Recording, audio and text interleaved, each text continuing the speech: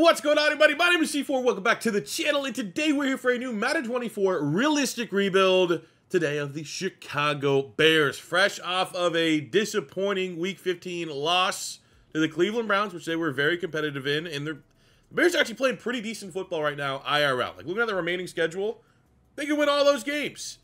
The biggest question surrounding the Chicago Bears right now, especially within the context of a realistic rebuild, we're going to be using realistic draft classes for 2024 and 2025, is that of what do we do with Justin Fields? I will tell you right now, I ran a poll. I ran a couple polls, but I ran a poll on Twitter. What should I do in this rebuild? I've polled the comments on the last couple, and we had over like 2,000 votes saying trade Justin Fields. We have 2 first-round picks in the upcoming draft. Thank you to the Carolina Panthers who did that to get Bryce Young, and things are not working out particularly great there. I think that's just more so a Panther issue than it is specifically on Bryce Young. I still believe in Bryce Young. But I honestly still believe in Justin Fields. I think if I was doing this without any guidance, without any suggestions from you guys, I'd be like, you know what? I want to utilize these 2 first-round picks and build around Justin Fields. Let's see if we can get a Marvin Harrison Jr. and then BPA, be it someone on the defensive side of the ball or another player on the offensive side of the ball, and see like if we can give a real go here with Justin Fields. But the sentiment amongst many of you is to move on from Justin Fields. And I think if I'm the Chicago Bears, and if I can get a first-round pick from Justin Fields, I can get a first-round pick for some of these teams that are going to be dealing with, do we go Jaden Daniels? Do we go Bo Nix? Do we go Michael Penix as our next quarterback of the future? Or do we just give up a first-round pick and get Justin Fields? We've seen plenty of good things, just a utter lack of consistency from his time in Chicago. Also, Chicago is not a prolific offense. They do not have a particularly good offensive staff in place. You know, anytime you get a defensive head coach, you got to hit on your OC, and if not, your quarterback is going to struggle. And I think that is what we've seen here in Justin Fields, and it almost feels like there's a sentiment that it's like, it might be best. It might be best for the Bears to cash out on Justin Fields. Maybe someone gives you a first-round pick, like a late first-round pick. These guys that aren't going to be able to get your Caleb Williams, your Drake Mays, maybe even your Jaden Daniels. And Justin Fields gets that little bit of a career reset, gets to go to another spot, and the Bears get potentially 3 first-round picks, or like, you know, maybe another back-to-back years of having 2 first-round picks. And I think that's the side that I agree with, all right? I personally think, all things equal, let's build around Justin Fields. I've seen enough that if you bring in a new coach, you bring in a better offensive staff that can tap into Justin Fields, there's still a player there. But if you give me a first-round pick, I would just as rather draft, you know, your Caleb Williams, your Drake May, get them. Obviously, you got 2 more extra years of rookie contract because Fields already burned 2 of his years. And you get, you know, that fresh slate for both franchises. So that is what we're going to do here today. When we get into the offseason, we are going to trade Justin Fields, and I hope to God we can find a way to get a first-round pick. Maybe we'll get a first-round pick this year, but if I can get 2 first-round picks next year, I would do that. I'd even throw in picks with Justin Fields, like if Justin Fields in a 3rd-rounder or something like that, to see if we can get a first. So it's going to be interesting. But that's what you guys want to see in this situation. I guess my question just before, because that's what we're doing in this video, but what if the Bears like kind of went out? What if the Bears right now, what are they, 5-9? What if they go 8-9? What if they go 7-10? Like, decent season, showing some promise. Do they actually, is there like a realistic way that they keep Justin Fields? Or is it like a foregone conclusion? He's gone, they're going to move on. Because I don't know. It's all things equal. I think if you told me that I could get Caleb Williams and a first-round pick in return for Justin Fields, I think I would do that. But in almost any other scenario, like if Fields won't command a first-round pick, which he's got, like you look at the history of trades, like your Josh Rosen type trade, like you see the competition for that, you see what Justin Fields has done. You know, they probably would get like a late first. They're not getting a pick that these teams are going to give up an opportunity for Jaden Daniels, for Drake May, for Caleb Williams to get Justin Fields. But when you look at that next group of quarterbacks, especially if you're a team that's probably not going to be bad enough to pick a high quarterback in the 2025 draft, Justin Fields looks pretty damn appealing, especially if you have an offensive-minded head coach or an offensive-minded owner that, like, wants to build around a guy that has the athletic, untapped potential of Justin Fields. I think talent-wise, not a giant discrepancy between, say, Justin Fields and maybe the top quarterback we're going to try to utilize here today in Caleb Williams. But if I can get an extra first-round pick and I get Caleb Williams, who might have a higher ceiling Justin Fields, and I get Caleb Williams on that rookie quarterback contract so I can make the rest of the team stronger in free agency and re-signing our good players. You know, from a rebuild standpoint, makes a lot of sense. So look at the rest of the offense here for the Chicago Bears. Well, the good news from a Madden standpoint is that Braxton Jones has a dev trait, Tevin Jenkins has a dev trait, Darnell Wright looks pretty legit. So I should have 3 of our 5 offensive linemen in place right now, as long as we can, you know, continue to pay them. Cole Kmet, underrated tight end, definitely a top 10 tight end, maybe even better at this point in the NFL. You got DJ Moore, who is still one of the most underrated players in the NFL, but awesome, absolutely. Maybe another player struggles with consistency a little bit, but he's also never really had the quarterback play to say if it's him or the quarterbacks that are struggling with the consistency. He's a great player, 88 with a superstar dev. Now, my worry is that the Bears don't have the greatest sim offense, so we may need to look at a new offensive coach at some point, because I don't know if he's going to be able to put up the production to keep up this superstar dev, but he's an absolute baller. You got Darnell Mooney, you know, role player. Probably, I think in a perfect world, Darnell Mooney would be like our wide receiver 3. Put him in the slot and get someone else out there on the outside. Running back, you got Foreman, you got Roshan Johnson. Probably going to need to find a running back of the future. Khalil Herbert's also there. They do have dev traits, but I don't know if we have that, you know, true Matt Forte of the backfield that we really feel comfortable with. And obviously, we've talked about Justin Fields here. But generally speaking, I'm not that down on the offense. I think this offense is promising and has a lot of nice pieces here in the scope of a 5-year rebuild, in terms of especially just guys that are going to be here, guys that I think will develop into a Super Bowl caliber offense. We got some pieces. On the defensive side, not as great. They made the trade for Montez Sweat, which helps for sure. 83 with the star dev at only 26 years old, so for a 5-year rebuild, he's going to be great, especially if he can keep up his production. The dev traits are going to come. I think since he's actually got traded from the Commanders to the Bears, he's got like a sack in every game, or like at least a half sack.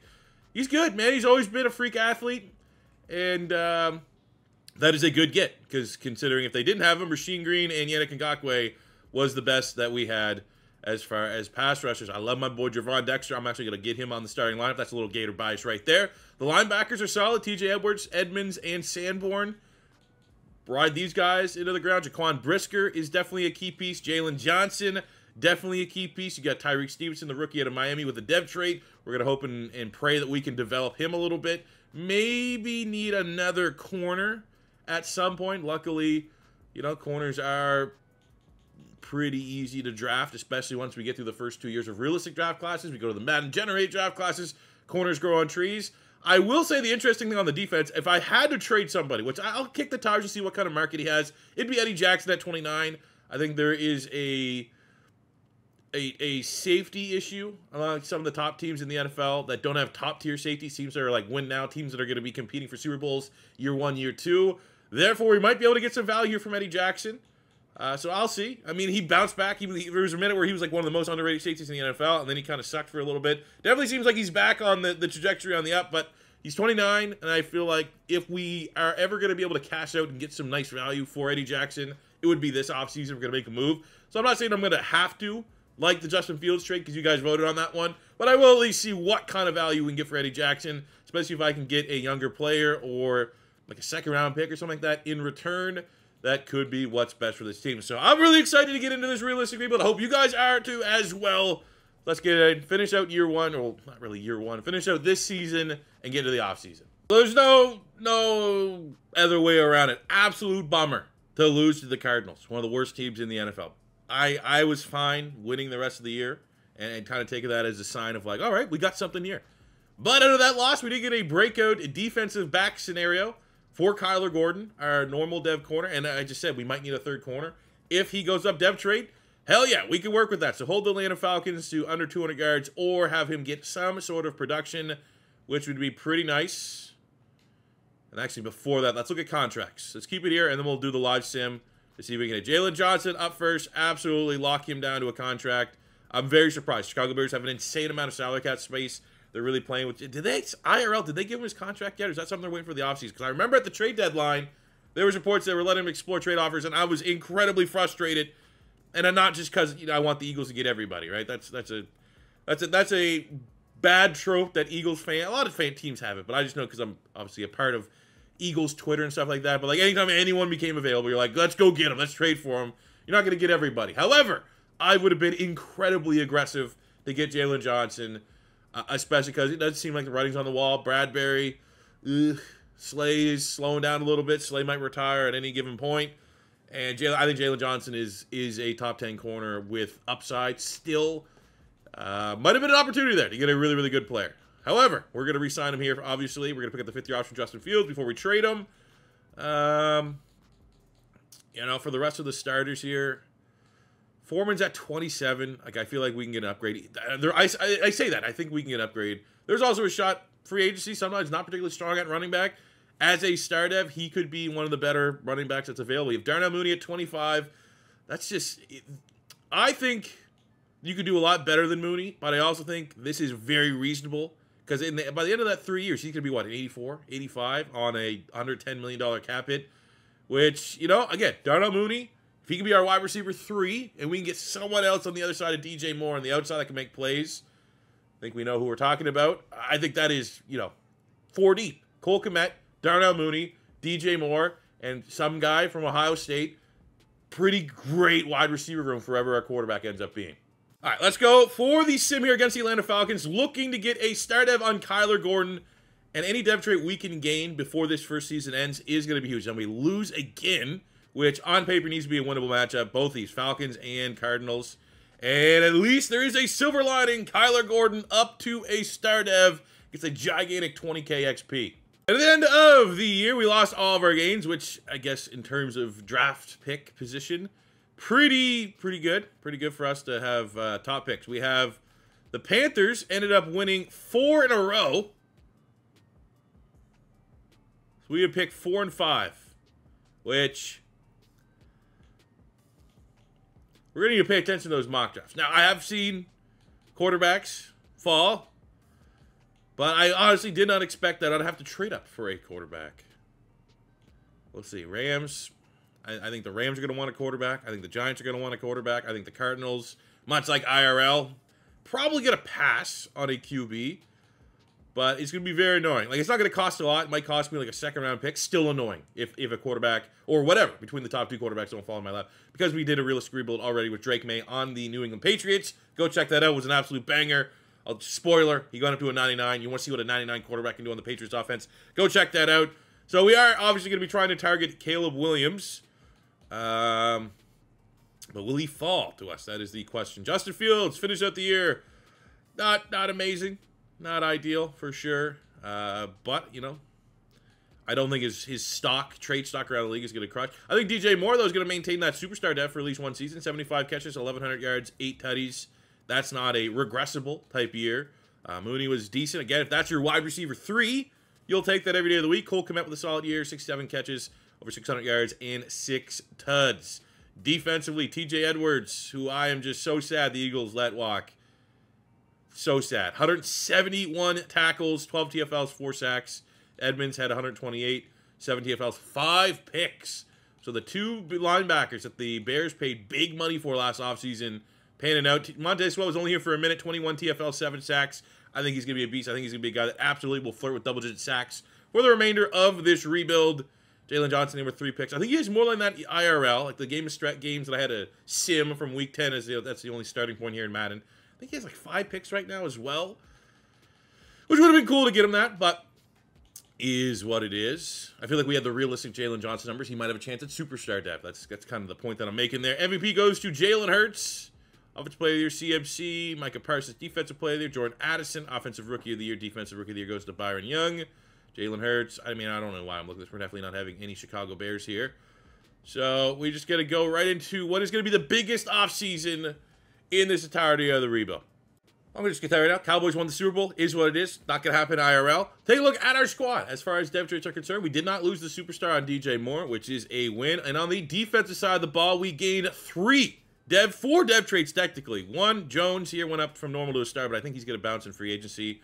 He obviously hit Kyler Gordon in season. But Montez Sweat goes from star to a superstar, as well as Edmonds and Edwards, both now superstars.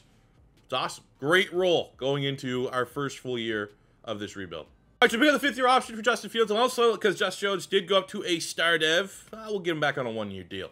So we're able to come down with a blockbuster trade here with the Atlanta Falcons. I'll say right now, it was a tough bidding war between the Falcons and the Pittsburgh Steelers for Justin Fields' services. I just couldn't get a first-round pick out of the Steelers. They would not budge. Got multiple seconds in Jalen Warren. I was like, okay. Went to the Falcons, and we were able to send Justin Fields, 76-star, Khalil Herbert, 78-star, Velus Jones, who's like a gadget player, absolute type of guy the Falcons like. And then I gave up future 3rd, 4th, and 6th-round picks to get Tyler Algier, who's 2 years younger than Khalil Herbert, both on Star Dev. So we get extra rookie contracts. They don't need Tyler Algier. They got Bijan Robinson. And we're able to get the 2025 first-round picks. So not this year's draft, but next year's draft. So that gives us 2 first-round picks this year, 2 first-round picks next year, and we got ourselves maybe a running back of the rebuild in Algier. As far as trading Eddie Jackson, I've tried to just go make manual trades that work. Just no team has the salary cap to take on his contract. I don't need wide receivers because that's where we want to go in the draft potentially. So yeah, we'll chill. For our first free agency spot, don't have as much money as I thought. Oh, we're gonna have like 50 million. We only have 15. Luckily, the players look a little light in terms of oh my god, that is we're missing an opportunity there by not being able to sign that guy. I think for the most part it is a lighter free agency spot, so that's not the worst when you have no money to spend really. All right, so looking at the most recent mock draft, there's good and bad. The bad is we're gonna have to trade up, which might make it a little less unreal. Well, I mean, Latu's going first overall, that's not gonna happen. But for the sake of this rebuild, because we've done Drake May, I need to get that second pick. So I'm going to have to move from 4 to 2. I don't know what that's going to cost me. But the other good news is that we stayed put at 5. Marvin Harrison is projected to go 6 right now to the Cardinals. So there is almost all likelihood, unless the Giants play a lot of hardball here, that we can get the 2 guys that we clearly wanted all along at picks here in the first round. And it was, in fact, not cheap at all. I don't have a second round pick this year, so after my first 2 picks in the first round, our next pick was a 3rd. I had to throw that in, our 2024 3rd. Next year, we had 2 first, 2 seconds. I had to throw in both second round picks next year to move up 2 fucking spots in the draft.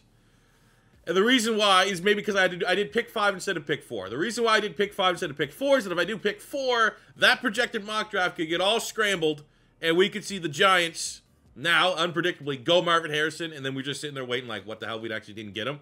That's brutal. So now we had to pay more, I'll just say this, way more than I wanted to move up in the draft. But it's the nature of the beast when you go through the goddamn sim, and the Panthers, who have your money pick, win 4 games in a row to end out the regular season. So at the first pick for us, number 2 overall, we select Caleb Williams, quarterback out of USC. This better be the right option, because we're now always going to have to take a peek and see what Justin Fields is doing down there for the Falcons and see if that's better than Caleb Williams. And we might as well keep it here live just because of the trade up. You never know if the picks get screwed up a little bit. But pick 3 after Caleb Williams, Dallas Turner. Probably is going to be the best pass rusher in this class. Goes. But we are now up on the clock here at pick 4. And, yep, we're going to make it happen, baby. The best player, pound for pound, in my opinion, in the 2024 NFL Draft, Marvin Harrison Jr. out of Ohio State. Maserati Marv, Caleb Williams, DJ Moore, Cole Kmet. We're going to win a lot of games here. And then with our pick in the 4th round, I had to sit and wait a little bit. We got Cedric Van Pran. Center is the lowest rated spot here on our offensive line. I've used him in a rebuild before. The base rating's not too bad, but we'll draft him, and I think he could be a nice developmental long-term option for us there on the O-line. So here's how we finished the draft. Started the draft incredibly hot. Caleb Williams, 79 hidden dev. Marvin Harrison Jr., 82 hidden dev. That is, I think, you know, we know the scope for the most part. You play not franchise mode. The scope of the ratings draft class. It's been a minute since there's been like a legit 80-plus overall prospect. I think Marvin Harrison is going to certainly be on that list of players that just come out the gate S tier. Van Pran, 70 normal. We got Malachi Moore, just depth at safety. I was kind of hoping we might be able to roll a dev trait just as a successor to Eddie Jackson. Not necessarily the case. We got Javonte Jean-Baptiste, former Ohio State player, transferred to Notre Dame, played some pretty good football as a 67 normal. But this draft class, and honestly the next draft class, especially after giving up both of our second-round picks, is going to have to do all of our work. with our 2 first-round picks, but that is a great problem to have.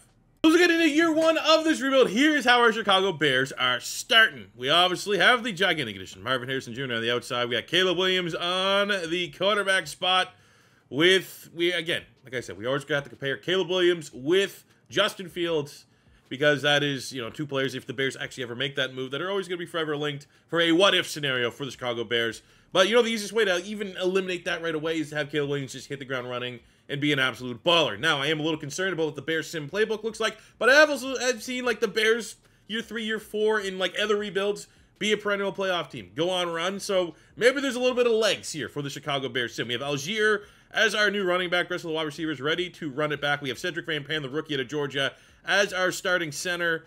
And, for the most part, this offense shouldn't be bad. Maybe it won't be elite right away, but I'm saying this needs to be top 15 offense at minimum this season, or else we're going to obviously have to heavily have discussions about our offensive coordinator. Defensively, work in progress for sure. I'm going to bump up Javon Dexter there to start. Definitely, with our next 2 first-round picks, we're going to be looking at the defensive line. I think D-tackle, pass rusher are going to be spots that we need to invest in, but we have Montez Sweat, who hopefully can carry the load, get double-digit sacks. Linebacking core, very confident with them. Secondary, also very confident. With all the dev trade players, everyone really outside of Eddie Jackson should only continue to get better, has their best football ahead of them. Might be nice, though, to get Jalen Johnson a bunch of picks. Any potential superstar dev, but generally speaking, man, this team is a legit 82 overall, should be competing in the division, and I think absolutely ceiling wildcard team. And if you asked, would the Caleb Williams, Marvin Harrison Jr. era start out nice for the Chicago Bears? Well, we're 3-0 and off a Week 3 victory against a legit Seahawks. Caleb Williams for Tutty Player of the Week.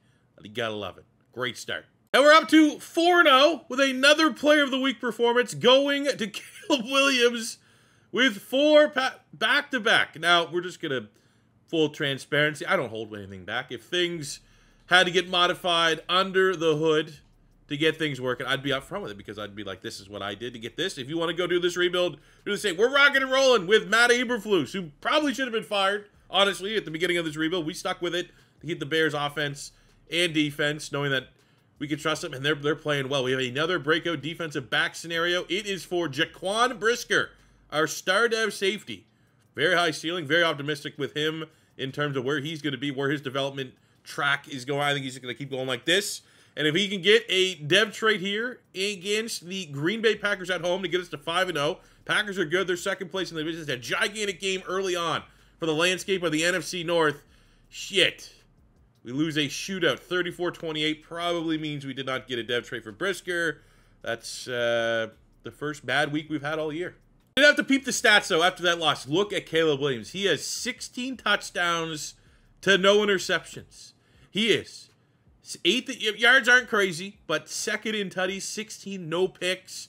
I've never seen a rookie start like that in a Madden rebuild so far. So, goddamn, man, we are building something special here in Chicago. At the midway point of year 1, I think the fact that we're just getting complimentary football right now is huge. It's not just like, oh, we got Marvin Harrison and Caleb Williams and they're just crushing on offense. The defensive guys are stepping up as Edwards gets a defensive player of the week, 13 tackles, 2 sack performance, and a victory over the Rams. So at this point, actually, I want to go see if Caleb is, what's the touchdown streak looking like? Or in a touchdown, it still is yet to throw a pick. 22 touchdowns, no interceptions, should have 23. Why is Bates in probably, what, a sim trick play? It's annoying, but that is insane. Didn't know the Bears playbook had this type of capability. I was optimistic that it would be good. Didn't know it'd be elite. It's still early. They can peak. They can start slowing down a little bit, but right now it looks pretty damn good. So let's take a look here at some contracts. We have $87 million. We want to try to keep the gang here together. Let's get Tevin Jenkins locked up. 4-year deal for the remainder of the rebuild. Also with him, you get a little guard tackle flexibility if we go down a tackle at any point, which, I mean, we shouldn't. You can always kick him out there. Eddie Jackson, the veteran. This is kind of like one of those deals where it's like, if he takes a 2-year deal, I think we can handle the regression over that 2-year period and gives us time to draft a successor. So we'll do that. We got Jack Sanborn here at linebacker, definitely a serviceable linebacker. Want to see his continued development. So let's see if we can lock him in for 4 years, because there is going to come a point. TJ Edwards, 27, 28, somewhere in that range. There could be a little change into the guard there at some point in this rebuild where Sanborn steps up to become our new starting linebacker. As, you know, TJ Edwards starts to regress a little bit. We get Cody White here on the offensive line. If he'll take a one-year deal, sure. If not, we can probably get Younger at the spot. He will take a one-year deal, but that's definitely another position that we might need to look at a long-term successor. But for the rest of it, I mean, a D tackle, I think this is going to be a spot that we want to be aggressive at during the draft. Like, ideally, at the top of my head, we get a D tackle and a D end with our 2 first-round picks here. So with that being said, we're probably going to let Justin Jones just walk, even though he's a serviceable player for sure. At the end of year 1, it got tight. It got real tight down the stretch, but we go 11-6, competitive. I mean, that's ahead of schedule, I think. 1 game behind the Packers. Packers was good. Lions were good. Competitive. I mean, if this is going to be the standard, I'm here for it. I love when there's this type of challenge. I don't like it when it's 5 straight divisional titles. No one else in the division has a chance. It looks like the Lions, even the Vikings were brutal for the bottom team, but the Lions and Packers, they can keep this up, man. It just makes it that much more intense and that much more rewarding when we win the division, when we compete in the division, when we go on and win this freaking Super Bowl. Year 1, a gigantic turnaround. I got to give full credit to the offense. I did not think the offense was going to be this good. Defense, even though Eberflus is a defensive guy, that is pretty rough. I like the turnovers, 2nd in the league in turnovers, so that should look good for the old interception numbers. Look at that. Caleb Williams finishes 14th in yards, top 5 in touchdowns, 3 interceptions. That's a ridiculous season. Give him, I mean, what do you got for rushing? Because we do get the Justin Fields effect of scrambling numbers. So Caleb Williams goes for like 4,700 yards and well over 40 touchdowns. He might win MVP his rookie season, which is absolutely absurd. But that's what we need. Algier, 1,000 yards, 12 touchdowns. Not bad.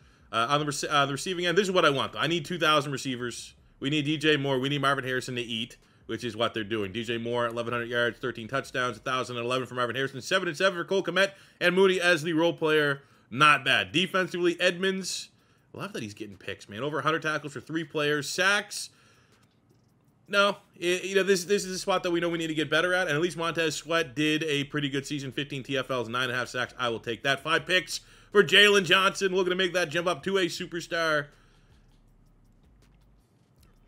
I feel good. I feel good, really, really good about where this team is at year 1.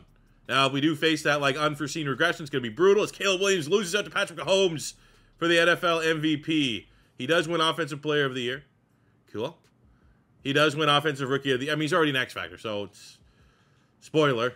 Only so much, you know, there's no dev trait that we're going to be able to get there.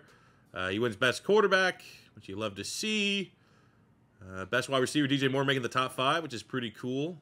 We got Van Pran, the rookie, making top 5 for the offensive lineman. Pretty cool. Not on the defense, though. Jalen Johnson, runner-up for DB, which is going to sting. That might hurt the dev trait a little bit. But we're just playing with house money. I was not expecting a lot that we're going to make the playoffs. I said our ceiling was probably a wild card team, which we are. So if we go on a little bit of run, now I will say the fact that we are playing an 8-9 team in the first round of the playoffs, you want to be optimistic that we can at least get the first taste of the Caleb Williams, Marvin Harrison Jr. era with a victory, which we do with 31-10 over the Atlanta Falcons in a matchup where TJ Edwards gets another. I mean, he's got 2 or 3 of these this year. Defensive Player of the Week performance, a sack and a pick on Desmond Ridder. And by Desmond Ridder, I mean, wow, we got to go take a look at that. I mean, actually, there's a chance that it could be Desmond Ridder, but I think it's going to be the man that we traded for them, which would be stupid if they don't have Justin Fields as a starting quarterback. We made that kind of pick. But it's Madden. Things happen. Let's take a look.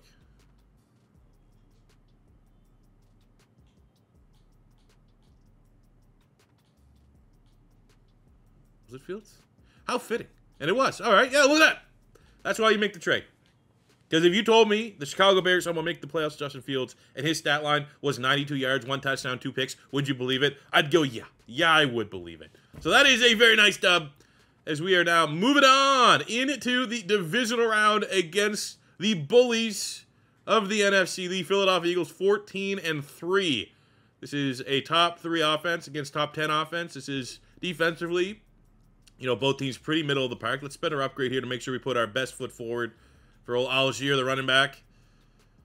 We can win this game, though. Absolutely can win this game. We know A.J. Brown is just god-awful in the sim for some reason. Oh, 1 point. 1 point is what kept this team out of the goddamn championship game year 1.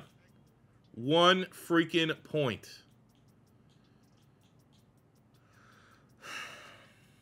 close. Caleb Williams, I mean, they both quarterbacks played all right. Caleb Williams did have the turnover. Jalen Hurts played a clean game. Rushing attacks.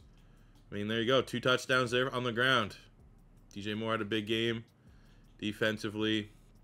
Second half, Edwards against his former team, but Jalen Carter is an absolute monster. Kevin Byard got the pick. Got up 14 points as well in the fourth quarter. So we started out hot, couldn't finish, couldn't get this one across the line. It's only year 1. Again, had a schedule. Feeling really good about the trajectory of this team. We'll learn from this. I will say I love the fact that at the end of the year, Caleb Williams gets 5 skill points. That is, he's gonna be even better next year.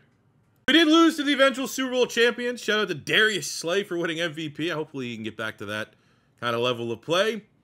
So the Eagles defeat the Chiefs, which is predictable. Not a super predictable, but a predictable Super Bowl nonetheless. Take a look at our squad as it relates to dev traits as we close out year 1. Well, as you don't know, Caleb Williams is an X Factor. Marvin Harrison Jr. is an X Factor. Cole Kmet makes the jump from star up to a superstar. And we maintain dev traits on everyone. We did actually lose Cody Whitehair's star dev as he regressed down to a normal. Obviously, that's likely tied to his age. Jalen Johnson makes a jump up to a superstar, which is nice. Montez Sweat keeps a superstar. We lose the star dev on Justin Jones, who we're about to let walk to free agency, but we gained one on Javon Dexter, who probably just got that because he just played a lot of reps as a normal dev as our second starting defensive tackle, which, I mean, if we're just essentially swapping those dev traits, go with the younger guy that's going to hopefully be able to be a part of this D-line rotation. So, you know, you can't, outside of strategy just winning the Super Bowl year 1, I don't think you can ask for a lot better start here for this Bears rebuild. So we're going into free agency. We got $102 million, and it's a pretty good roll. Not for us. Like, it'd be a great role if you need a wide receiver. Oh, look, you just got Brandon Ayuk, Jalen Waddle. Those guys aren't usually there. But we feel really good about our wide receiver. We're not going to pay that to, you know, wide receiver 3. I need a DN, I need a D tackle, and unfortunately, that is not the strength of this free agency period. I'm thinking we're probably just going to have to roll our money. The only guy that made some form of sense would be getting Baron Browning, big-time athlete, move him to a pass rush role. Thing that sucks is I looked at our draft picks. We have picked like 19 and 25. So if we want to get like a premier pass rusher, we're going to have to trade up, which maybe I will think about doing. I was thinking all along, like, Ruben Bain out of Miami. Like, one of the best young pass rushers in college football. Would be pretty badass. He's going to be gone. Harold Perkins going to be out of the range. So, like, what pass rusher is going to be available, like, mid-late first round? You know? Maybe Michael Williams out of Georgia. He's big time. I'd like that, potentially. Elite speed, big-time athlete. You know, that'd be cool. Other side, you got Ethan Burke out of Texas. Also, another baller. We got to see where the mock draft has these guys going. And a lot could still change. I think we have mock draft 3 is the farthest we can go right now. Yeah, let's see. All right, top pass rusher goes at pick 2, 7, 11, 13. Like, we are going to have to move up from our goddamn spot here at 19 if we want to pass rusher, which I do. So it's going to be like, what is the cost at minimum to jump up to 13? I mean, if we, I don't have second round picks. I don't have a lot of assets. I don't know. Maybe if I could somehow package 19 and like our second round pick next year to come up and get like a Burke or Williams, I think that's going to be our best course of action versus, you know, paying Baron Browning money right now. And then, you know, a D tackle perhaps at pick 25. Josh Farmer. Baller out of Florida State. That could work out. That could be the blueprint we need to follow for this draft.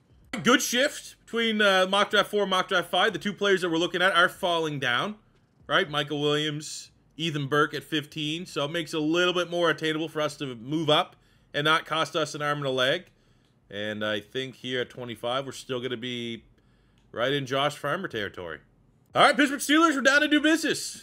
They move down 6 spots in the first round and get our second round pick next year, and we get the best of the second tier pass rusher in the first round. All right, here we go. Pick 13 in the first round of the 2025 NFL Draft. Your Chicago Bears, desperate. Man, it'd be a good year to need a quarterback or a wide receiver, but desperate for some pass rush help. Fuck, do you go? What?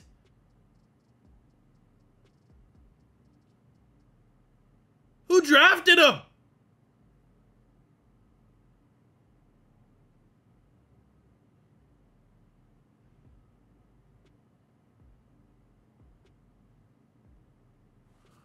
gonna go look at the video. There's no way I was looking at the wrong mock draft. I did. I was looking at mock draft. What? Oh my god.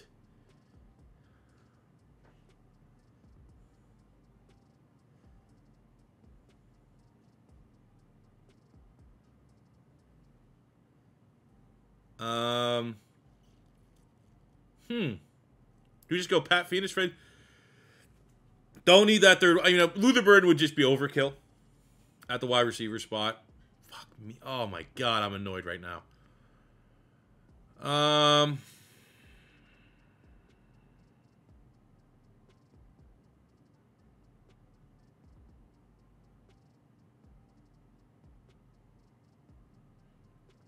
I mean, Walker's still there for a D tackle. Salvage that a little bit. There's just no pass rusher. We need pass rusher.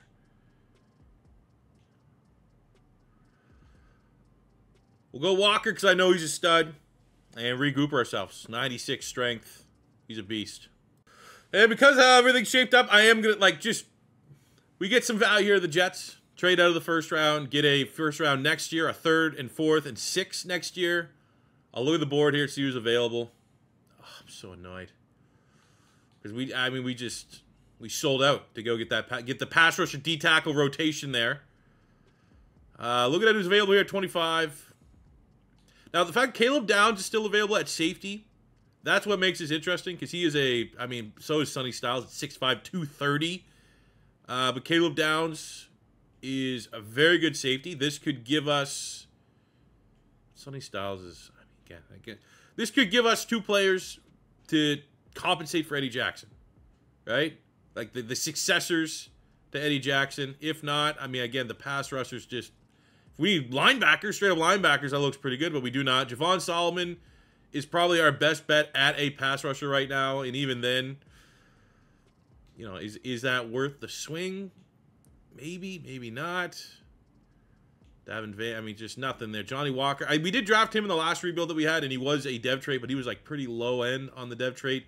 You have James Pierce from Tennessee, A tackle, B finesse, B block shed, C power move, 4.57 at the pro day. Damn.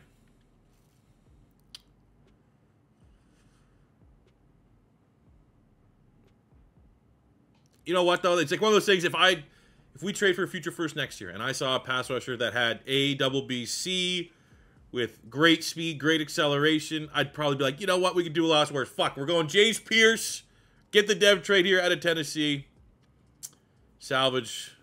Just, I've never been lied to like that from a mock draft 5. What happened? All right, so looking at our draft recap.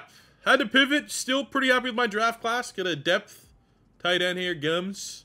Got Ollie Gordon, one of the best running backs in the Big 12 last year, 70. He's going to be a nice rotational speed, change of pace guy. Behind Ben Algier, we got James Pierce. Not a bad, like, higher rating. James Pierce kind of was like, I guess so. 74 hidden dev pass rushers. Got to start.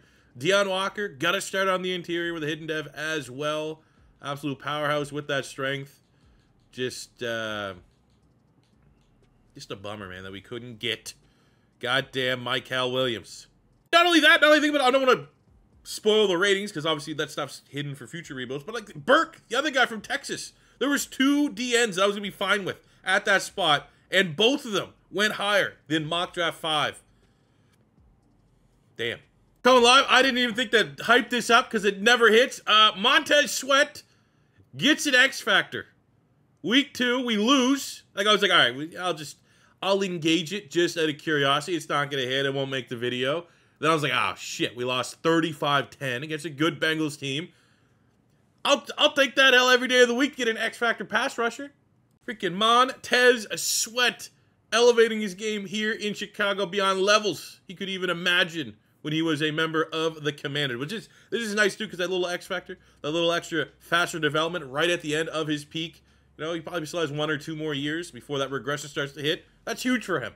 Now, we're not off to the hottest start. 4-2, not bad at all, but week 6, going to our bye, we defeat the defending Super Bowl champion Eagles 21-7. That's always a nice little morale victory, even though the offense and defense isn't popping like it was a year ago. $124 million of available cap. This is the benefit of literally sitting out free agency for the first 2 years of this rebuild is we keep pretty much whoever we want. I'm not super pumped that a lot of these guys aren't really enthusiastic about signing, but we start with Jaquan Brisker. We'll take a look here at Kyler Gordon. Really affordable deal for an 81 star dev corner. Braxton Jones needs to stay here. That's a franchise left tackle right there. Reasonable contract. Edwards, this is like one of those ones, like, you love this at like a 1-year deal. So I'm going to give him a favorable 1-year deal. He might not take it. I think it might be time to move on from Edwards. Just like the regression's already hitting. He's already gone from 84 down to 82. And I can already see this offseason. He'll go down to 79, lose that dev trait just because he's getting old. So I think we're going to chill there. Algier at running back. He's been solid. You don't really love paying running backs, but I think it's an integral piece of our offense. So we'll give him a little, honestly, lowballed him a little bit. And then we got DJ Moore, who we want to keep here. This is going to be the expensive one. Give him a little bit more money, but I think especially how the offense is going, him and Marvin Harrison are going to push each other, both be 1,000-yard receivers for the remainder of the rebuild, and you gotta pay for that. And then of year 2, there we go, NFC North title. Not obviously a crazy impressive record at 10-7, but still pretty good. Offense, little less of the pace that we had last year, which, I mean, that's kind of always what they say, right? The sophomore slump. A little bit there for Caleb Williams, but still pretty Caleb Williams-y from the first year. We just, what are we, six less passing touchdowns, but the interceptions still low. The rushing numbers still pretty decent. And then when you combine the two, 4,000 yards, well over 30 touchdowns, pretty damn good. Algier going over 1,000. DJ Moore over 1,000. Definitely a drop-off there, though, on Marvin Harrison Jr. That is a bummer, because that is likely going to be regression on the X Factor dev. Damn. That sucks. Defensively, pretty nice. Sacks, 10.5. Montez Sweat, love seeing that. 5 picks, Jalen Johnson. 4 sacks, Pierce. 3 sacks, 16 TFLs. So I like the fact that even though the numbers aren't great, our second and third leading pass rushers are our 2 first-round picks from last year's draft, which it could not be them, and I'm butthurt about the lack of everything going well for my team there from the draft picks. Caleb Williams, top 10 for the MVP race. Obviously a little bit on the outside. No award. Deion Walker, 4th. Pearson. I mean, they should have been ours. Goddamn Vikings and Seahawks. Rest of the awards here. No Chicago Bears. But we'll trade the slight decline in individual performance with the fact that we are divisional champions. And we're going to look to go on around. We beat Atlanta to start the playoff run in year 1. In year 2, the exact same. Handle business, 24-14. Now we got to run into the Niners. It's going to be a tough game, so we'll spend all these upgrades real quick. I mean, I like, back-to-back playoff bursts of this rebuild. That's a good start here for the Chicago Bears. Oh, damn. 35-17. We fall. I mean, just, it's the slight bipolarness of the offense from year 1 to year 2, a little concerning. Brock Purdy, check down machine there, 300 yards, 3 touchdowns. CMC just being ridiculous. Paris Campbell being Paris Campbell, man. Are you kidding me? You let that guy run all over your defense? All right, dust yourselves off. Get ready for year 3. Our first retirement of the rebuild with Cody Whitehair retiring, so it gives us a little bit of salary cap relief, which we'll take considering how much we had to spend in season. The Bengals defeat the 49ers 21-17. Please have Marvin Harrison still X Factor. Please have Marvin Harrison still X Factor. Please have him X Factor. And, hey, there we go. Get a nice, generous roll there. Survive. But, hey, I'll tell you what now. He's not surviving another year of under 1,000 yards, keeping that depth trade. We are very, very lucky, especially with the fact that, DJ Moore also, he's my slot guy. So he cheesed the slot to keep his superstar. So that means Marvin Harrison as our wide receiver 1 on the outside did not eat, which is definitely a little concerning. No other dev traits up or down. Both Walker and Pierce are 2 hidden devs with stars, which Edmonds regressed, Edwards regressed. We did get superstar on Tyreek Steele. How did he get this? Just randomly make the Pro Bowl? All right. Take that. Cool. Start the offseason, we're going to pick up the 5th-year option on Darnell Wright. And our prediction for Edwards was literally couldn't be any perfect. I said he's going to be an 80, and he's going to lose his dev trade superstar. That's exactly how it kind of broke down here. Again, just give him his offer, this 1-year deal. If he takes it, there we go. You know, gives us one last position we have to worry about and gives us 1 more year to find a replacement ideally. Let's get like a nice, juicy star dev linebacker in like the 3rd round or something to be his eventual successor. So going into free agency, we need guard, D-tackle, linebacker, safety. Top guard available. We have Joe Bitonio, but he's at 34. Like if he was like 32 and I knew that he'd make it the next 3 years, I'd pay him. If, you know, at this point, it's a rough one, and I did set my focus scouting to interior offensive lineman, which wasn't a strength of this draft class, but it just gives us a little bit more information when we're trying to draft there. So D-tackle. And looking at D-ends that could be D-tackles. Just nothing there. What about linebackers? We need like off-ball successor here to TJ Edwards potentially. And, I mean, there's a Kobe Dean there, but you really would like to gamble on someone with a dev trait. So we're hurting bad. And then safety, terrible. Literally nothing there at the safety spot worth splurging on. So, hey, another very quiet free agency here for the Chicago Bears. All right, so I picked 26 in the 1st round. We gotta make. So still the same positions: guard, defensive tackle, linebacker, safety. I scouted the interior lineman. We got some value here. Carson Cummings is a 1st rounder. I mean, obviously 3 B's and an A. Probably gonna be pretty good at the right hand side. We got Kyrie Roberts, 3 A's and a B, and he's going 3rd, 4th round. So I feel like there's value to kind of wait and see a little bit of Garrett, because ideally we get him, say reach for him, maybe trade up in the 3rd round with my picks, which we don't have a 2nd, which kind of sucks. For D-tackle, my plan is get the freaky nose tackle that is available very late in the draft, which is Sterling McCain. And by McCain, I mean McLean. Just cheese that one and see if he can come in and compete with Javon Dexter. Linebacker. Actually looks like there's some pretty decent linebackers in this year's draft class. We got Damon Turner, who has 4 Bs across the board. That is a day 3 pick. He's probably going to go, what, 3rd round, 4th round? 4th round to say for sure. So, again, my plan is like, all right, can we trade up early in the 1st to get that guard? Can I trade up maybe early in the 4th to get this linebacker? Which then puts us in a spot. I mean, look, we also have this Brown guy that I scouted. Palmer with some A's flirting in there as well. So it goes down to safety. Is there anyone in the safety spot that is worthy of a 1st round pick? Probably not. Like, I hate this pick. I hate where we're at. Ideally, I want to see what we can get if we trade up. If I can get, you know, let's see. 2020, I'd rather just more assets in 2026. 1 and a 2 from, so we get a 2nd. 1 and a 3. Wait. So the Bucks pick early. That's like the first, 2nd pick? I wonder if the Bucks would give us their 2nd and 3rd round pick for pick 26. I wonder. Because if we can do that, that is going to give us, unless we get absolutely robbed by the auto draft, that will give us 2 premier picks where we like our players at. So let's see. 34 and 66. And I'll give you pick 26. Actually, you know what? Give me your 4th, too, while we're at it. Give me your 4th while you're at it, in case I got to get some more ammunition to trade up. Wow. Okay, what if I give you a future 4th? Huh? Is that enough? What if I give you a future... What if I give you my 6th and 7th this year that I don't want at all? Huh? There we go. Beautiful. All right, let's work some goddamn magic. So in the 2nd round, we are going to start... Is that guard still there? He is still there. 1st round talent. Who do I get? Do I get the linebacker? Should I get my day 3? Should I get a safety? What do we got safeties? Norwood still there? No, he's gone.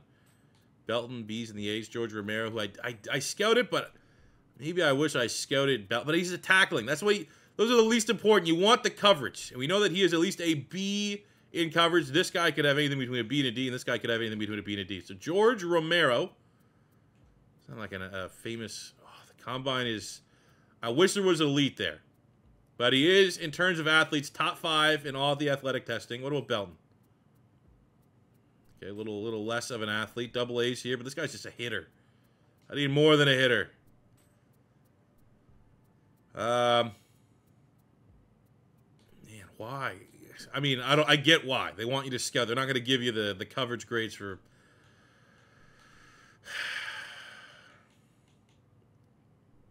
It's all predicated on this guy being available in the 3rd round. Because clearly, I think this is the guy that we want. Kyrie Roberts at guard. We need guard more than any of the other positions.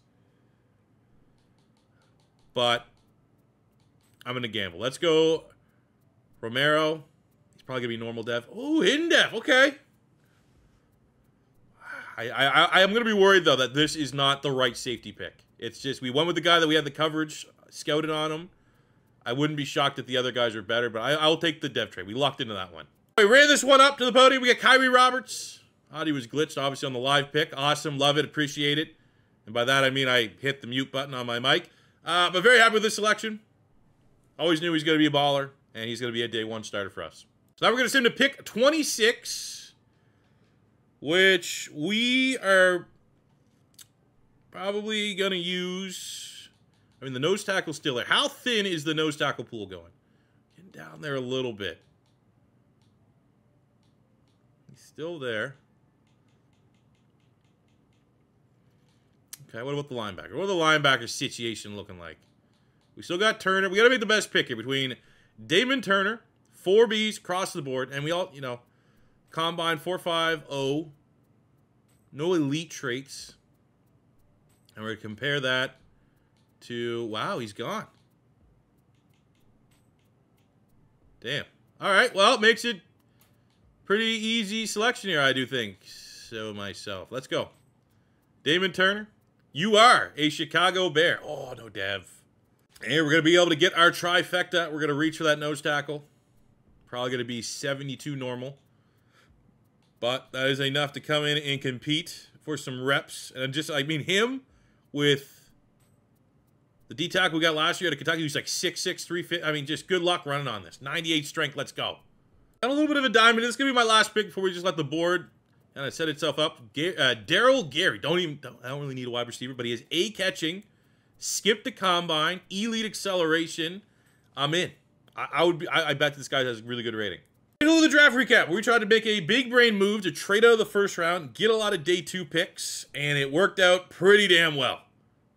Romero, hidden dev, 75. That was a blind pick. Can't pat myself on the back too much. We just kind of went with the fact that, you know, he had pretty good coverage. I mean, 75 and 72 in man and zone for a rookie. Pretty good. I'll take that. We got Roberts, who always was going to be one of our, you know, top picks. 75 at right guard. We're actually going to move him right away to left guard, where he is taking over Cody Whitehair as a starter. And then we got... Turner at linebacker, normal dev. McLean, 75 normal. I'll take 74 normal, 75 normal. Both these guys might have a chance to play early on, getting that defensive rookie of the year conversation, get that free dev. Daryl Gary, blind pick just because he had A catching and elite acceleration. 72, not bad. And then we just finished up with a depth linebacker there. I love it. Very happy with this draft class. I guess we'll see where it stacks up. There's no other players that we were considering. The 1st pick went to a tight end, Niles Dickerson, which is very... unusual. Reminds me of Marcus House, though. Marcus House probably went 1st in our Cardinals draft. I don't know. Was there really anyone that we missed? Like I wanted that I didn't get? That was kind of a toss-up. I don't think so. So, yeah, man, we're happy with the draft. Good draft, especially for technically no 1st-round pick. So those are got for year number 3. Live look at the lineup here after a couple drafts. Obviously, haven't been able to make big moves in free agency. Maybe we'll get a good role this year. But offensively, Roberts is going to get the start at guard, which we feel pretty comfortable with. That is the only change on the offensive side of the ball. Actually, that's the second one. Because slot wide receiver just seems to be the primary target here. And I'm definitely terrified that Marvin Harrison will lose his dev trait just because the production's not there. I am moving him into the slot just to see if that maximizes his talents there just a little bit. On the defense, we're going with the younger players. Turner is obviously going to start at one of the linebacker spots, but I'm actually going to have him as our second sub linebacker with Edmonds as opposed to Edwards. Just usher in the new era and see if we can put him in a position to potentially get that defensive rookie of the year dev trade increase. Same at the safety spot. Not a lot of discrepancy between Jackson and Romero. I feel like we'll be able to have Jackson out there as well on third. 3 safety sets, which we will utilize a little bit, but it's pass on the guard there just a little bit. Definitely still need to utilize both these players.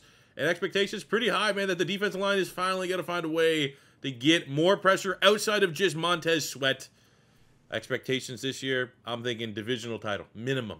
Well, the good news, midway point of year 3, offense is not middle of the road anymore. Almost top 5 offense in the NFL. We're 4-3, tied for first place in the division. And we're coming off a shootout win against the Titans, in which Caleb Williams, honestly, it's a modest player of the week, but we'll take it, we'll stack it.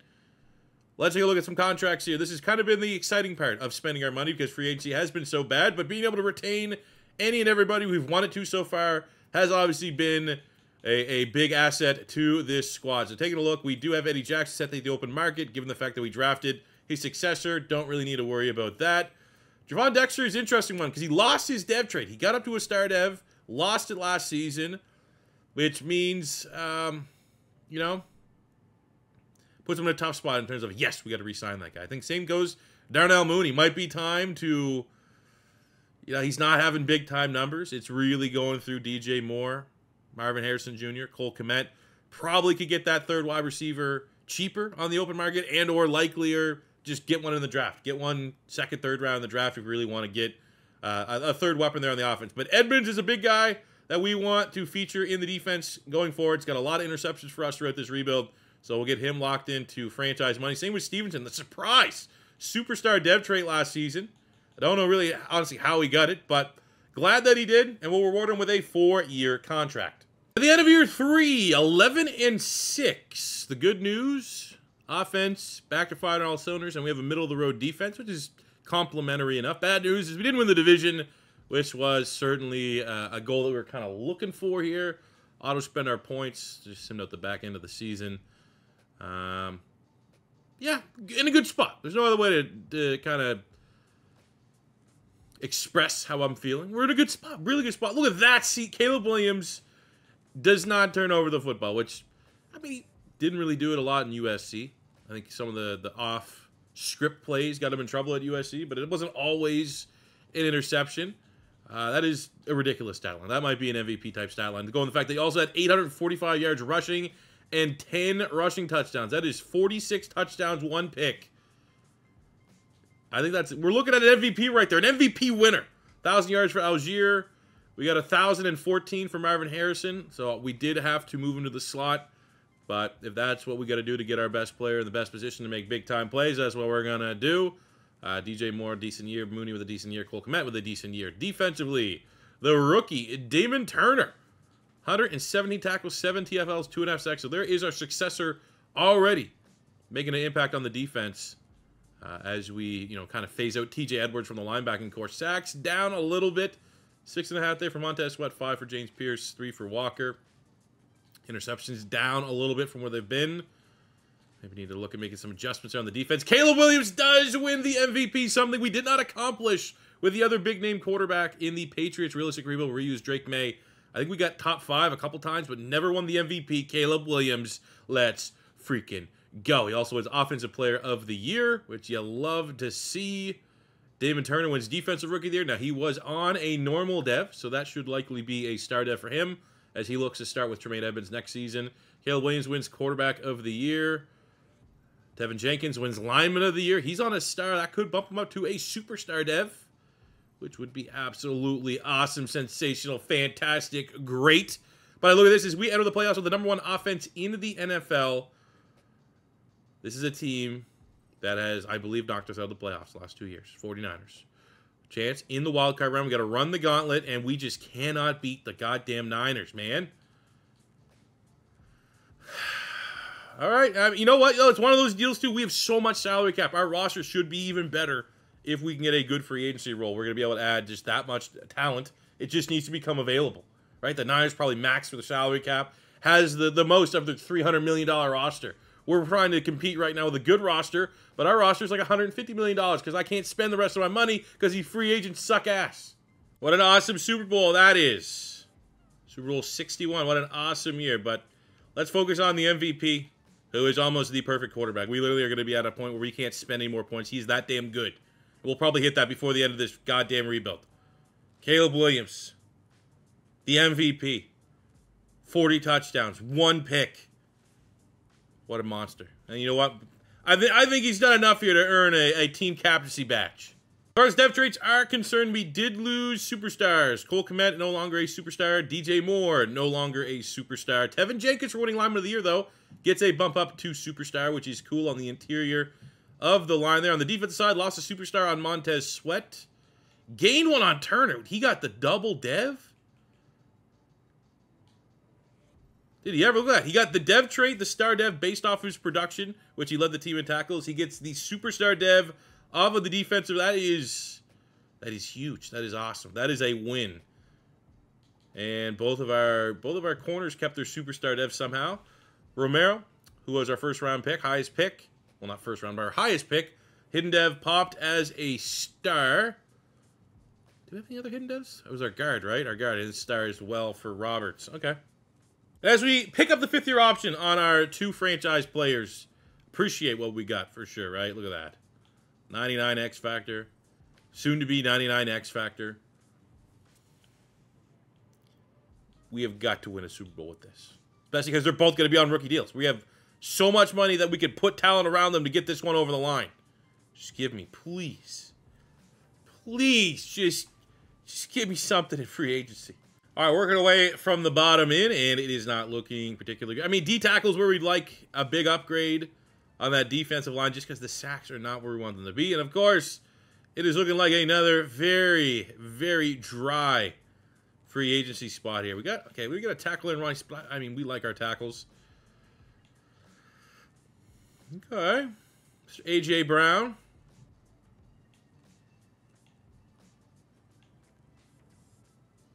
I mean, it's just another one. We do need a wide receiver. This would push DJ Moore to wide receiver 3. It'd be a lot of money.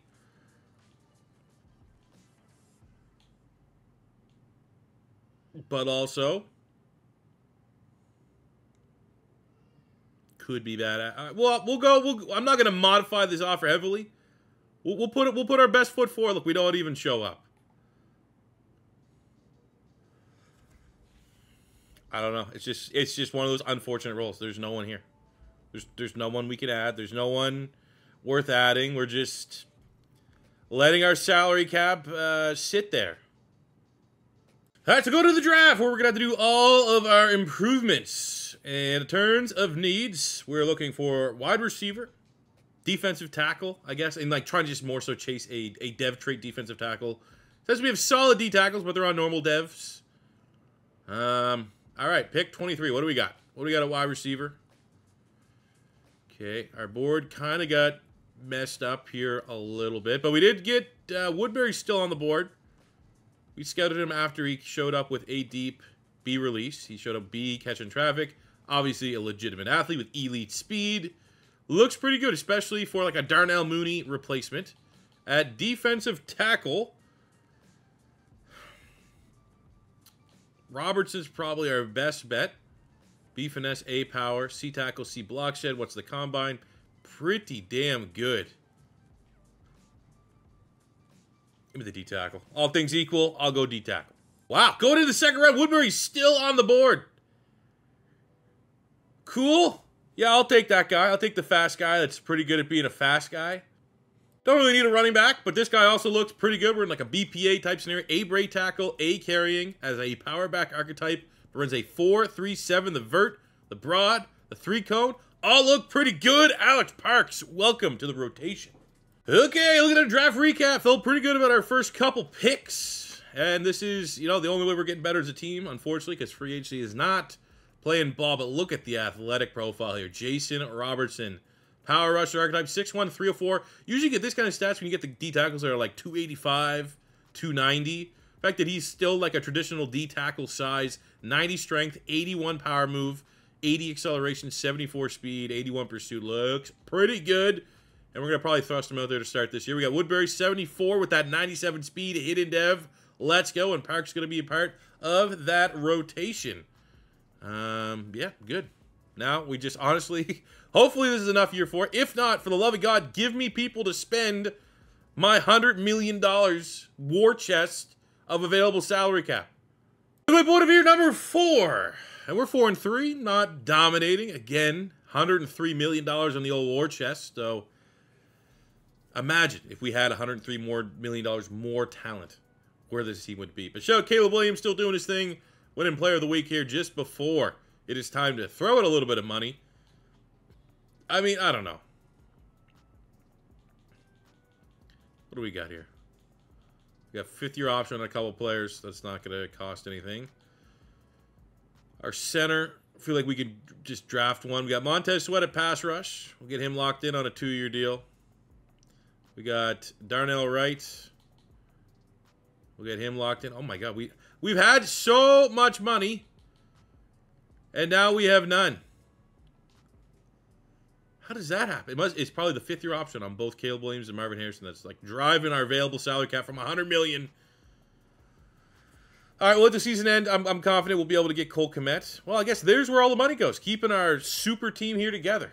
We quickly get to the end of year 4 because at this point, I don't know, we're kind of in this like purgatory of like we're a really good team that just can't get over the hump. Is the Chicago Bears playbook? Is it not? I'll tell you right now, I'm not a big fan of our offense kind of teetering between top 5 and then just firmly not top 10 for no explicit reason. But the defense stepped up this year, finished with the number 3 overall defense, number 2 in points per game, which has got to be pretty good, right? Caleb Williams, whoa. Again, you know, wow. Down on touchdowns for sure, but almost 1,000 yards as a dual threat for the reigning MVP. Probably not going to win MVP, but still the combination here, not a bad season. 30-plus touchdowns, only 5 picks. Algier had a solid season. Oh, wow. Remember when we had 2,000-yard receivers once? That was cool. These are terrible numbers for as much talent as we have in the wide receiver room. Sacks are down. Great. I mean, Montez Sweat, 27 TFLs. That is definitely notable as a run defender. Edmonds with 4 picks, 2 for Jalen Johnson. But just, I don't know, man, struggling for consistency. It's the only way you can kind of break this down. Caleb Williams goes 7th in the MVP race for individual awards. We got no Chicago Bears. Just one of those weird years. I'm sure we're going to be one and done. And we now, you know, our salary caps get all sucked up by our own players. Play the Falcons again, which feels like the 4th fucking time. Play the Falcons and then the Niners. At least we get to avoid the Niners this year, which is a win. We beat the Falcons 17-14. We'll have to spend our points here for our backup running back and Pierce, our starting edge rusher, as all of our focus now shifts towards finding out who the best team is in the NFC North. This matchup, they got Justin Jefferson, we know. Top 5 in terms of points per game. Fairly similar offenses, though. Defense, though, massive advantage for this. Maybe that's what we're missing. We've had all the offensive success. This year, offense is down a little bit. We finally have a good defense. Is that going to be enough to beat the 8-1 49ers, who have beat us 3 times in the playoffs? But Caleb Williams playing pretty good football right now. Cautiously optimistic. I mean, what do the Niners look like big picture-wise? Like, do they have crazy offense, crazy defense? They have the 27th offense, 25th. So they have, like, what, Christian McCaffrey? How did they make... The rest, have they beat us 3 times? Is this a chance of going 0-4 against the Niners or 0-3? Well, either way, neither of those scenarios is acceptable, especially for a team that's not good. And it's 1 point. We beat them by 1 point. A team with a bottom offense and defense took us to the goddamn brink. Well, that we had a trick play. Apparently, 3 touchdowns for Purdy. Not a great game for Caleb Williams. 255, 2 touchdowns, 2 picks. He did, you know, do some damage there on the ground. 59 yards. Hey, touchdown, Marvin Harrison. Nice. 2 touchdowns, Cole Kmet. Nice. Defensively, James Pierce with a sack. It's a team effort, man. And we are going to the Super Bowl here in year 4 with a very inconsistent team. There's no other way to really break it down. feel like our team's not consistent enough for me to even high-ass this, even if we are advanced. Both teams, 10-7, Super Bowl, Tampa Bay. This is the 15th offense against the 20th defense. This is the 3rd overall defense in Chicago. The return of the monsters of the Midway against a top 10 unit there in Denver. We're going to spend our points here real quick. We're going to get a front row seat and take down, hopefully, the Chicago Bears. Something I need to start doing, though. I want to start doing, especially in the realistic rebuilds. Once we get multiple years in. Like, this is year 4. What does, like, when we at least play in the Super Bowl, maybe we could even do it in the championship game in the Super Bowl. Like, what do the Broncos look like? What are they rocking and rolling with? Quinn Ewers is their quarterback. You got Javonte Williams, A.J. Brown. Obviously, there's a little bit of a storyline there because we paid a lot of money in our offer to try to bring A.J. Brown here. I mean, maybe he just wanted to be outright wide receiver 1, didn't want to compete with Marvin Harrison, or maybe he knew that Bears offense sucks. He wouldn't get any targets. But they are very deep at wide receiver. Jerry Jeudy, Cortland Sutton, superstar there in Hawkins, A.J. Brown. They got Brock Bowers, Ronnie Stanley. Developed most of the rest of their offensive line, which is fine. Zach Allen. I mean, I'm not seeing an overly impressive defense. Front 7 looks pretty average. Back end, you got Pat Surtain, who's an absolute baller. Larson and Jackson at corner. Simmons still doing his thing at state. So it's pretty good secondary. Front 7 is definitely like the advantage. The biggest advantage here in this matchup is our offense against their front 7. Let's go get this Super Bowl here in year 4 so that we're playing with house money in year 5. And like every Super Bowl, we're going to give ourselves 3 opportunities that we can come in on the sticks if need be. But all things equal, I'd rather just the sim take the wheel and let our team earn itself within the confines of this game. We get the first point with a safety. Someone hit on that prop. Safety is first score. Didn't that happen like the Broncos-Seahawks Super Bowl? Was that the Super Bowl? Oh, look at this, man. Super ugly game. We need our MVP quarterback to play like an MVP quarterback. Going in the red zone. We're going to have to cash in one of our 3 times here. Just because I don't trust this team. Feel like we get the touchdown here. Denver's probably going to go down the field and get a touchdown. Then we got at least a shot here with the game in the hands of Caleb Williams. We go with the shallow. We go to DJ Moore. More of a juke. Breaks a little ankle there. Probably should be going for 2. Look, they got the instant score. Okay. We'll cash in another one here. Instant touchdown, man, is an absolute backbreaker. Like, that was instant. They got like a 75-yard something. 75-yard something or other. Against one of the best defenses in the NFL. But it's Super Bowl, big plays happen. See what we can get here. 3rd and 3. Try to get another touchdown on the board. Very much going to have to hold the hand of this team, I feel like. Or at least get the first down. Oh, wow. Linebacker just keeps staying with Cole. I'm not going to lie, though. He was damned if he do, damned if he don't. He broke off Cole Kmet, came to pressure us. I would have just thrown it to Cole Kmet. So that is the power of having a true dual-threat quarterback. Everything to play for here in the 4th quarter. Still have 1 time we can cash in. That was defense right there. I thought I was literally just like, wait, did it just lag? Has it not updated their touchdown there with the defense? The monsters of the Midway. Back in full form is what gets this done. Yeah, the flash of finally having a quarterback that can throw for, like I guarantee right now, Caleb Williams through 3 years, 4 years now, has the most passing yards in the history for like a Bears quarterback. They've never had a good quarterback, statistically speaking. Caleb Williams is an all-time record holder, probably for passing yards, passing touchdowns. We have Marvin Harrison, the most talented wide receiver the Bears have ever had. And all that doesn't matter because we had to still bring it back to old school Bears football, which is defense. But Chicago Bears, I've never in my life, obviously I wasn't alive in the 80s when the Bears were really good. 85 Bears, Ditka and all those guys. But since I've been a fan of football, the only time the Bears have been good is when they have great defense and Devin Hester on special teams. But most part, it's great defense led by Brian Urlacher, Lance Briggs, and so on and so forth. Peanut Punch, Peanut Tillman. And all it takes, even with all the flash of the offense that we have with this new wave Chicago Bears team, we didn't win shit until our defense was really, really good. So we pay homage to the blueprint of what makes the Bears such a great, historic, legendary organization. We get them another Super Bowl. We take the pressure off year 5, and we're going to just play with house money. See if we win 2 in a row with the great Caleb Williams.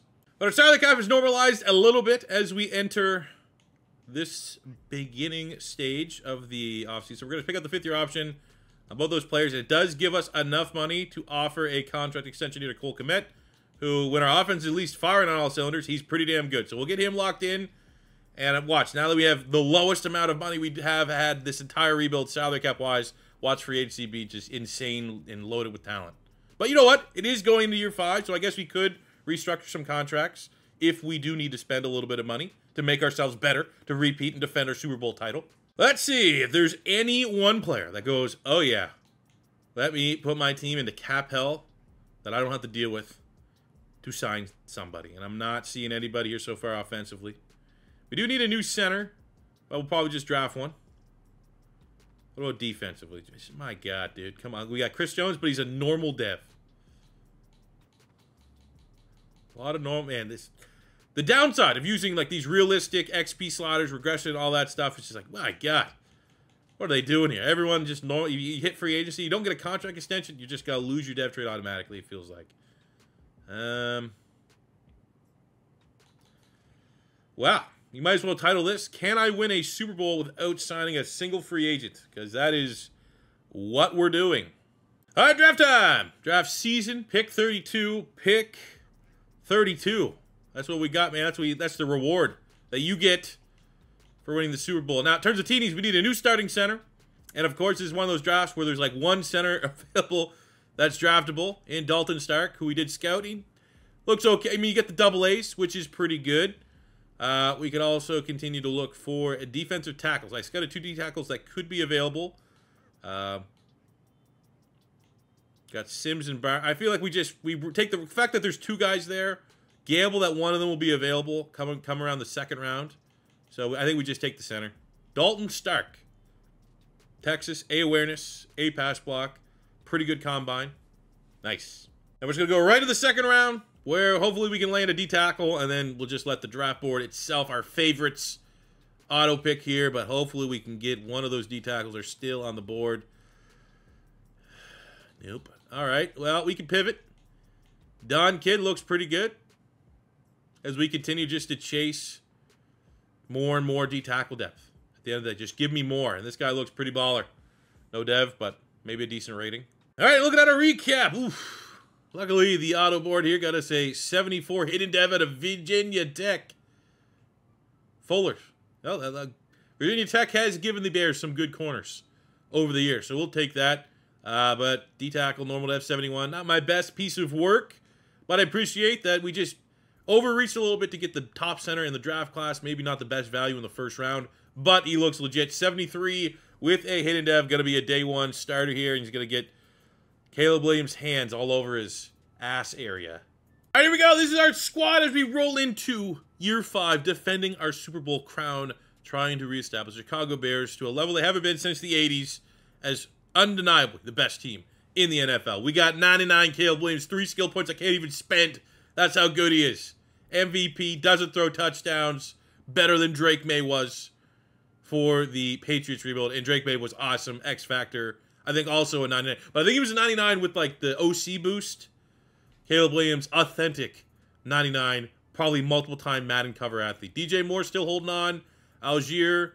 Marvin Harrison Jr., 99 baller, even though our offensive sim is fucking as consistent as insert consistency joke that I can't think of right now. Offensive line, homegrown. Braxton Jones, Tevin Jenkins done all right. Cole Kmet kept with them, drafted the 2 other guys. So I feel really happy with how the offense is shaped up. I mean, I feel happy with generally everything because we haven't been able to afford and sign anybody in free agency. This is all homegrown. This is all, you know, sticking with the Bears that were on the base roster. We did lose a superstar on Jalen Johnson, still playing at a high level. I don't know how Stevenson is keeping his superstar. I'm not going to complain. Edmonds still playing great football. Turner's been a stud for us. I'm glad we get him in like the 3rd round. D-line, no superstars. But there's not a weakness there. I think we run it back. I absolutely think we run this one back. At minimum, we're going back to like the NFC Championship game.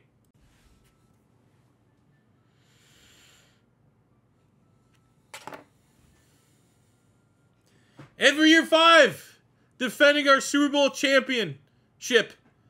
92 overall, the best team in the NFL. We go 8-9. Didn't even make the playoffs. Yep. Certainly realistic.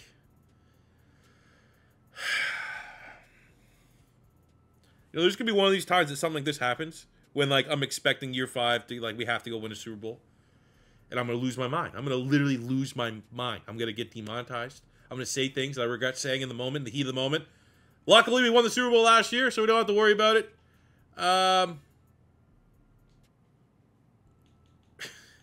Still a ridiculous season by Caleb Williams. I mean, kind of like on par. It does suck that our offense that has shown that he can feature 2,000-yard receivers the last 2 years has been like almost literally half of the receiving yards that we were previously getting. Our sacks fell off the map. At least, you know, it's... I do think if I could do this, even though this is a successful rebuild, it goes with the check mark. We won the Super Bowl. I think if I could do it all over again, I probably would have fired Matt Eberflus and got at least some relatively meta playbooks. But then also, like, you know, the receiving yards suck, but we've got pretty good numbers for Caleb Williams. We're getting good dual threat numbers, which will, you know, reflect his play.